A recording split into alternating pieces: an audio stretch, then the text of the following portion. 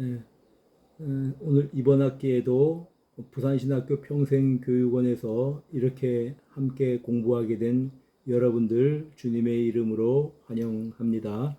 저는 이번 학기에 이제 대요리문답, 꼭 대교리문답이라고도 그렇게 이야기를 하죠. 이제 두 번째 학기가 되겠습니다. 강의하게 되는 이동 목사입니다. 우리 잠깐 기도하고 대요리문답 혹은 대교리문답에 대해서 배워나가도록 하겠습니다. 하나님 아버지, 이번 학기에도 평생교육원 수강생들을 기억해 주셔서 이제 이 강의를 통해서 하나님을 더 알아가고 진리에 대해서 분명하게 깨닫고 설명할 수 있는 믿음의 사람들이 되게 하여 주시옵소서. 수강하는 우리 모두에게 또 가르치는 이 저에게도 하나님께서 지혜를 더하여 주시기를 원합니다. 주 예수 그리스도 이름으로 기도드립니다. 아멘. 여러분, 우리는 이미 이제 먼저 번 학기에서 대요리문답에 대해서 배웠습니다. 대요리문답 혹은 대교리문답의 이 1문부터 90문까지를 배웠고요. 이제는 이제 91문부터 나머지 부분을 배우게 되겠습니다. 먼저 이 처음 시간에는 우리가 교리문답 혹은 요리문답이 무엇인지, 신앙 고백이 무엇인지 좀 생각을 해 보면서 이제 이 교리문답에 대해서 그 필요성에 대해서, 그 교육의 필요성에 대해서 생각을 해 보려고 합니다. 첫 번째 우리가 생각해 볼 것은 신앙 고백입니다. 교회가 세워지고 그리스도인들이 늘어나게 되었습니다. 그것은 참 반가운 일이고 좋은 일이지만 이제 부작용들이 생겨나기 시작했습니다. 이단의 발응이었습니다. 예수 그리스도에 대해서 각각 나름대로 들은 대로 또는 본인들이 생각하는 대로 주장을 하다 보니까 이제 거기에서 잘못된 주장을 하는 사람들이 생겨났었고, 성경이 기록되기 시작하면서 이 기록된 성경을 잘못 해석하는 사람들이 생겨나게 되었습니다. 그런데 이런 이단들에 대처해서 바른 신앙 혹은 바른 신앙 고백을 사람들에게 가르칠 필요가 생기게 되었습니다. 그래서 이제 자연히 어떤 이런 주장들에 대해서 어떤 연구를 하게 되고 변론을 하게 되지요. 우선 제기된 문제가 우리의 믿음의 주님이신 예수 그리스도가 어떤 분이냐, 이런 문제가 제기되었습니다. 예수 그리스도는 위대한 선생님이시다 혹은 위대한 선지자다, 나름대로 해석들을 하고 가르치게 되었습니다. 그런데 이제 이런 부분들에 대해서 우리가 성경에서 무엇이라고 말하고 있는지, 아니면 신앙의 선배들이 어떻게 고백을 하고 있는지, 그것들을 살펴보아서 여기에 대해서 이제 바른 교리를 가르쳐야 될 필요가 있었고, 또 이단적인 교리에 대해서는 반박해야 될 필요가 생겼습니다. 그런 과정에서 삼위일체 교리가 확립되게 됩니다. 예수 그리스도는 완전한 하나님이시고 동시에 완전한 인간이시고, 하나님은 삼위가 계신데 성부 하나님, 성자 하나님, 성령 하나님 세 분이시지만, 이제 그 삼위 하나님은 그 권능과 또한 능력에 있어서 동등하시다, 이런 삼위일체에 대한 신앙 고백 혹은 교리가 확립이 되었습니다. 또한 이제 제기된 문제가, 그러면 어떻게 완전한 하나님이시고 완전한 인간이신 그 분이 한 인격 속에 거할 수가 있겠느냐, 이런 문제가 제기됩니다. 다시 말하면 완전한 신성을 가지시고 또 완전한 인성을 가지신 그분이 어떻게 이제 이 한 인격 속에, 한 몸 속에 거할 수가 있겠느냐, 이런 문제로 논쟁이 되기 시작합니다. 이 문제에 대해서 이제 바른 해석을 하고 성경이 가르쳐 주는 바를 바로 이렇게 이제 풀어주다 보니까 양성론 교리, 즉 예수 그리스도는 완전한 하나님이시고 완전한 인간이시다, 이것을 우리가 양성론이라고 하는데, 양성론 교리가 확립이 되게 되었습니다. 또 이제 이 종교 개혁 시대에는 우리가 어떻게 하면 의롭게 될 것인가 라고 하는 문제를 가지고 성경에서 가르치는 가르침을 따라 이렇게 연구를 해 나가다가 정확한 구원론이 확립이 되게 되었고, 성찬에 대해서 이 천주교에서 가르치고 있는 잘못된 교리들에 대해서 이제 바로 잡고 그것을 반대하다가 보니까 제대로 된 바로 된 그런 어떤 성찬에 대한 교리가 확립이 되었습니다. 자, 이와 같이 교회의 역사는 이단들의 발응과 여기에 대해서 어떤 호교적인 차원에서 변론으로 이루어져서 교리가 확립이 되었는데, 이 확립된 교리를 사람들에게 교육하기 위해서 신앙 고백의 형태로 만들었습니다. 신앙 고백은 이것을 내가 믿는다라고 하는 그런 어떤 이제 이 형식으로 이루어져 있습니다. 최초의 신앙 고백은 우리가 아는 것처럼 베드로 사도의 신앙 고백입니다. 가이사랴 빌립보에서 예수님께서 질문을 하시죠. 너희는 나를 누구라 하느냐? 그랬더니 주는 그리스도요 살아계신 하나님의 아들이십니다. 베드로 사도의 개인의 고백이지만 우리 공동체가 다 이제 취할 수 있는 고백이기도 합니다. 자, 이렇게 신앙 고백으로 만들어진 것들이 교회 역사에 있어서 여러 가지가 있습니다. 우리가 인정하는 신앙 고백서는 사도신경, 우리가 현재 이제 예배 때마다 아마 대부분의 교회가 사용을 할 것입니다. 사도신경, 우리가 인정하는 이제 이 신앙 고백이죠. 또는 니케아 신경, 혹은 콘스탄티노플 신경, 이것을 합쳐서 니케아 콘스탄티노플 신경이라고도 말합니다. 여기에서는 이제 삼위일체의 교리에 대해서 확립을 하였습니다. 예수 그리스도는 단지 피조물 중에 가장 위대한 그러한 존재가 아니고 본래부터 하나님과 동일한 분이시다. 그래서 하나님은 성부, 성자, 성령 삼위로 계신다라는 것을 확립한 그러한 이제 이 회의가 니케아 회의, 콘스탄티노플 회의였는데, 여기에서 확립된 신앙 고백을 우리가 니케아 신경 혹은 콘스탄티노플 신경 이렇게 부릅니다.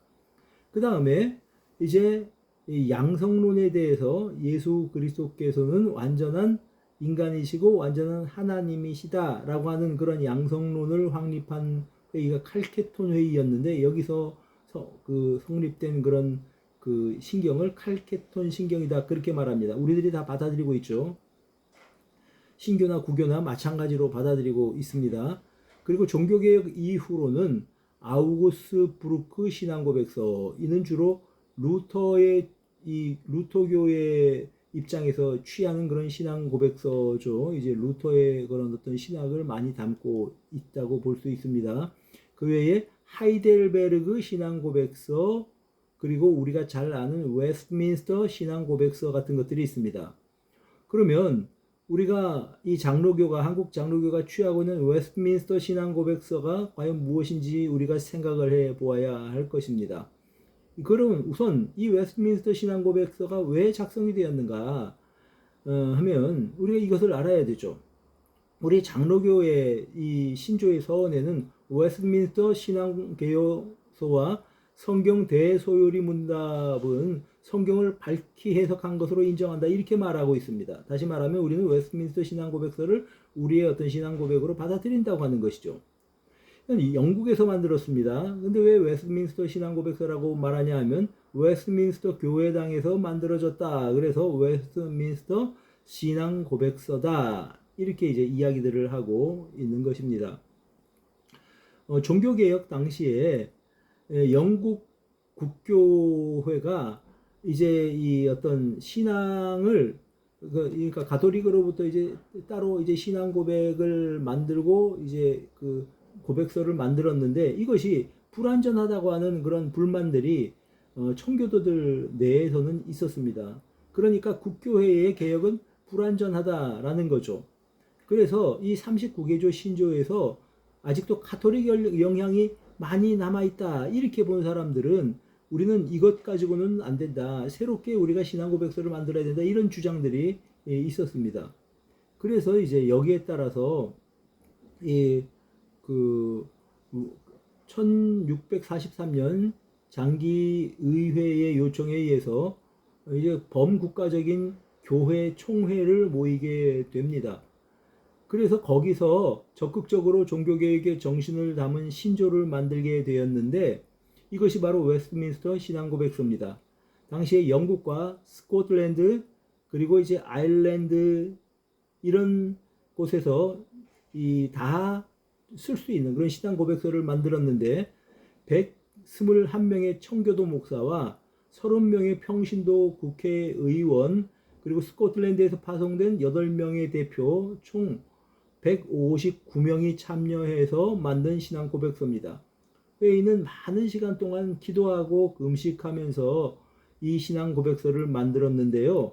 1943년 7월 1일부터 1949년 2월까지 그러니까 무려 이제 5년 7개월 가량의 그 기간 동안에 1164번의 회의를 거쳐서 만든 신앙고백서가 바로 웨스트민스터 신앙고백서가 되겠습니다.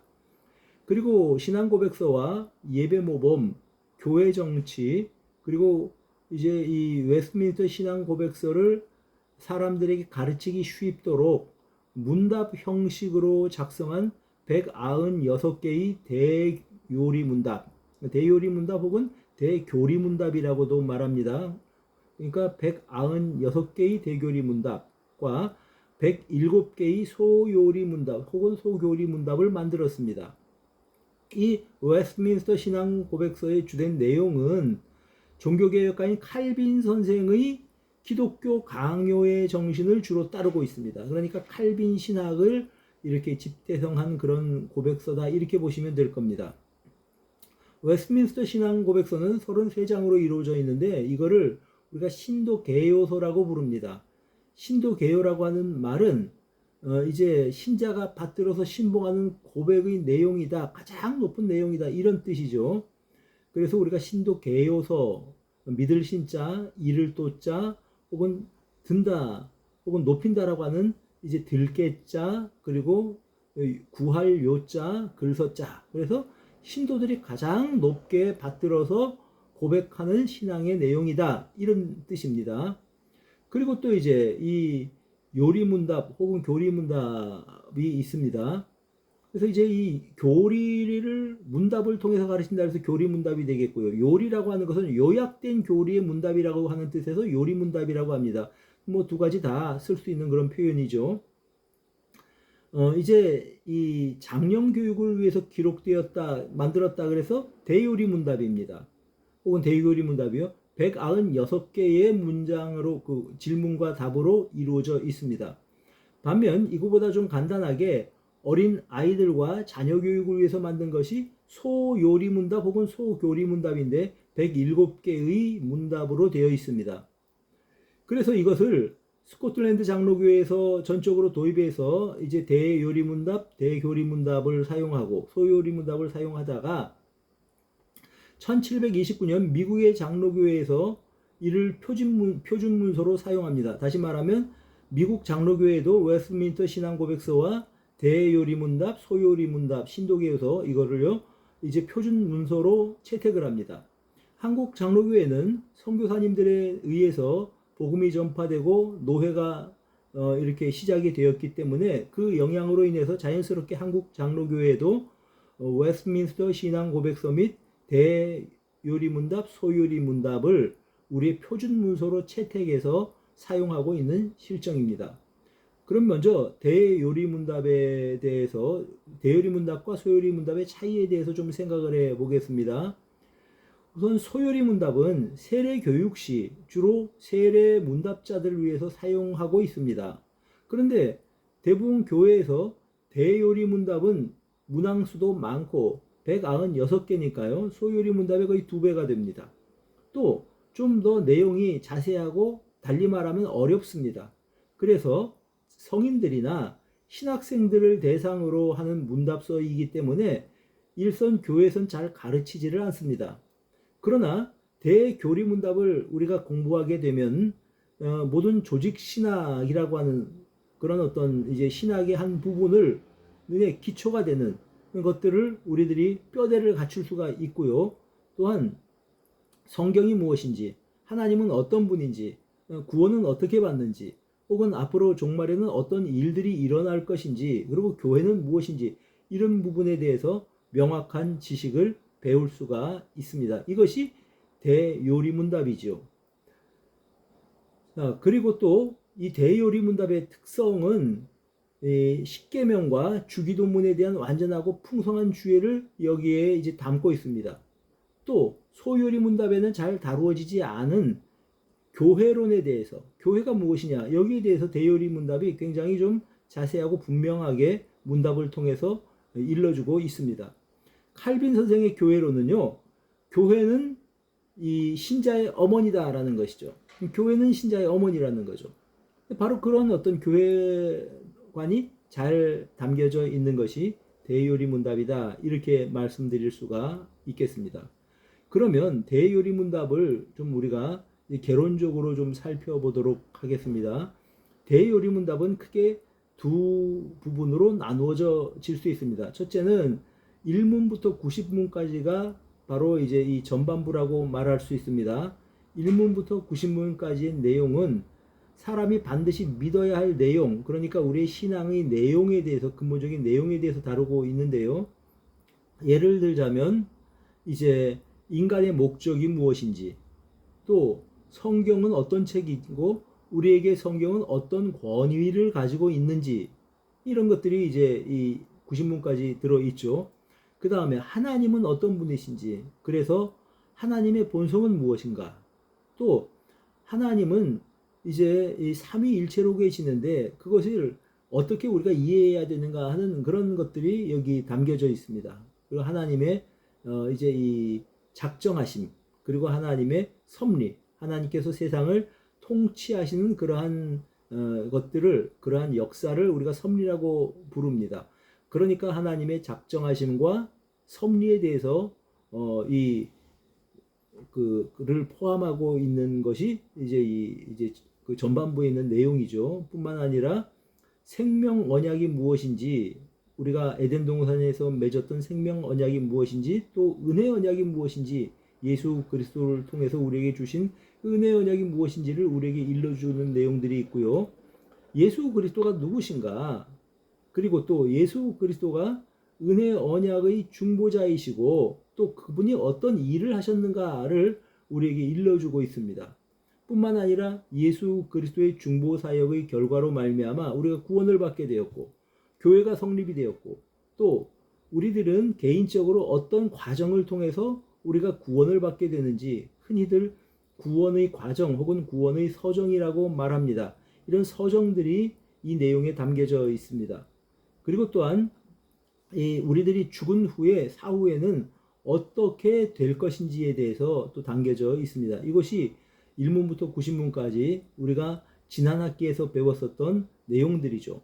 한마디로 말하면 우리의 신앙의 기초가 되는 무엇을 믿는가에 대한 그런 질문과 대답이 바로 이제 이 전반부에 있는 그런 내용이 되겠습니다. 반면 이번 학기에서 배울 91문부터 196문까지의 내용은 그렇습니다. 구원받은 신자가 어떻게 살아야 할지에 대해서 말씀해주고 있습니다. 이제 먼저 하나님의 뜻에 대해서 순종해야 되는데, 하나님의 뜻에 대해서 순종할 기본적인 그 내용이 뭐냐, 그래서 이것이 십계명이거든요.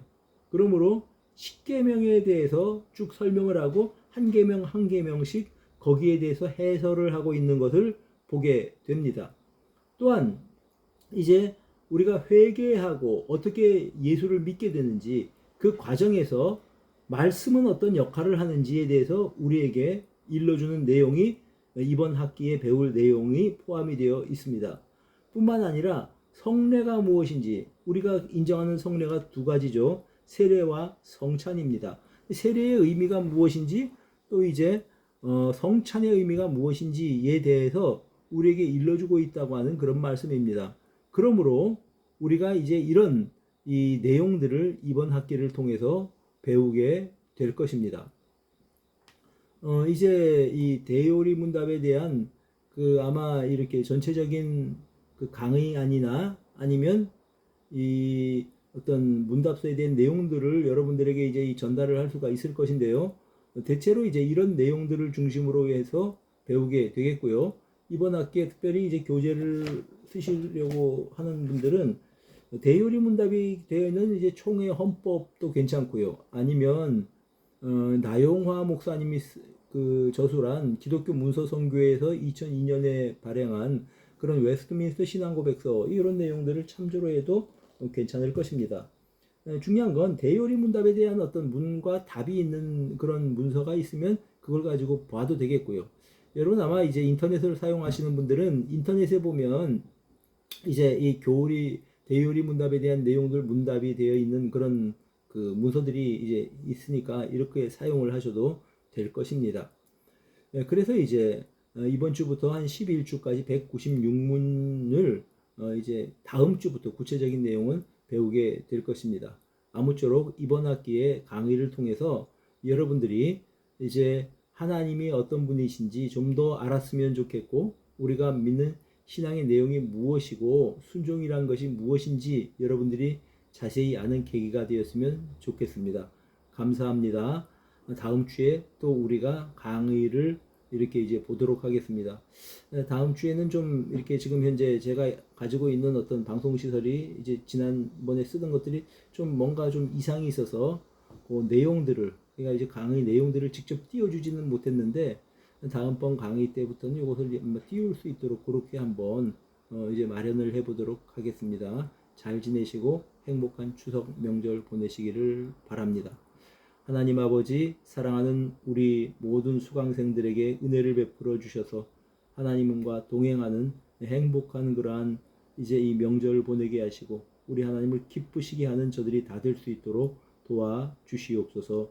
주 예수 그리스도 이름으로 기도드립니다. 아멘. 감사합니다.